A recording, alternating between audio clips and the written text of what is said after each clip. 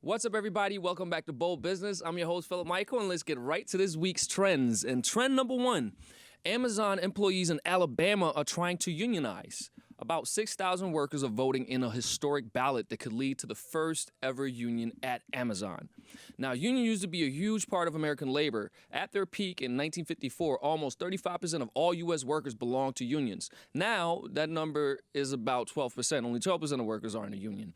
And Amazon is actively campaigning against the unions in their warehouses, telling employees to do it without dues to encourage workers to stick to the status quo. Now, Amazon sales increased by over $100 billion last year, while most companies were losing money. In that time, their employees worked harder than ever to fulfill orders. Now, employees say the company's constant productivity tracking, changing schedules, the lack of nearby bathrooms, and rushed work breaks are the breaking point. So Congress held a hearing where Senator Bernie Sanders ripped Jeff Bezos a new one, saying, and I quote, "Mr. Bezos, you're worth $182 billion. You're the wealthiest person in the world. Why are you doing everything in your power to stop your workers in Bessemer, Alabama from joining a union?" So the question is, do we need unions to make a comeback? Well, it's one of those things, isn't it? Now, where I'm from in Denmark, I use that as a personal anecdote a lot. It's heavily unionized, where practically everyone is in a union. What that does is it does give workers, it protects their rights and so on and so forth. But it also makes it very difficult to run a business if it is too much. I know this from seeing that firsthand, not from running a business myself in Denmark, but from seeing it firsthand how it can become difficult when the pendulum switches and shifts. Over here, it probably isn't too bad to make a union, although I will say, there's nothing wrong with tracking productivity. You're not there to, it's not a charity, it's a business. That said, they made so much money. There's so many more orders to fulfill. Come on, take care of your people. Nothing wrong with that. There's a way to find middle ground. If they have to unionize to make that happen, so be it. Let's see where this goes. Now, trend number two. In other news, members of the Reddit group Wallstreetbets, the ones who bought all the GameStop stock, inflating the price and costing hedge funds millions of dollars. Yeah, those guys. Now, they're spending some of their money on animal conservation. The Dian Fossey Gorilla Fund got $350,000 of donations in just 6 days. Some people named the donors GameStop or GME, while others used, and I quote, "fuck Melvin Capital" and Jim Cramer's tears.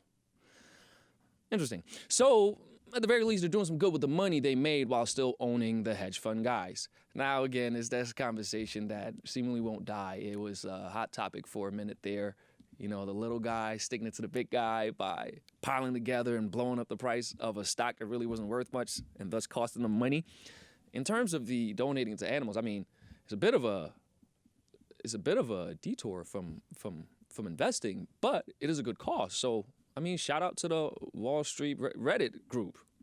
Good for them. Good on them. And I hope they continue to do something like that. Let's see what the next time they actually get to some of this hoopla, who knows where that's going to be. But what we do know is that LeBron James is officially part owner of the Boston Red Sox. That's right. The basketball LeBron James now owns a baseball team.